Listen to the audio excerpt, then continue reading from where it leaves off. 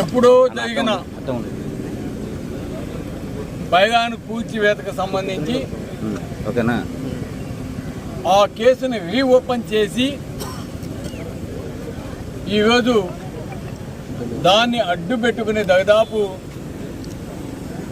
13 మంది మీద 307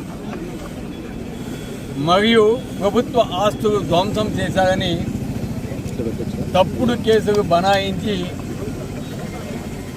కొంతమంది మీడియా సోదరులని జైలు పంపటం, అదేవిధంగా వైఎస్ఆర్ కాంగ్రెస్ పార్టీకి సంబంధించిన నాయకుల మీద అక్రమ కేసులు బనాయించటం ఇవన్నీ కూడా జరిగినాయి.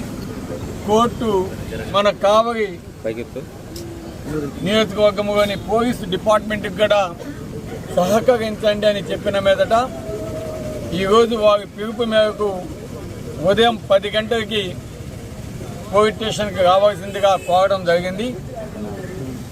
మేము అదేవిధంగా వారు చెప్పిన విధంగా పోలీస్ స్టేషన్కి రావటము, దాదాపు 5 గంటల దాకా వారికి సంబంధించిన క్వశ్చన్స్ అన్నీ కూడా మమ్మల్ని అడగటము, వాటన్నిటికీ కూడా సమాధానం చెప్పటం కూడా జరిగింది.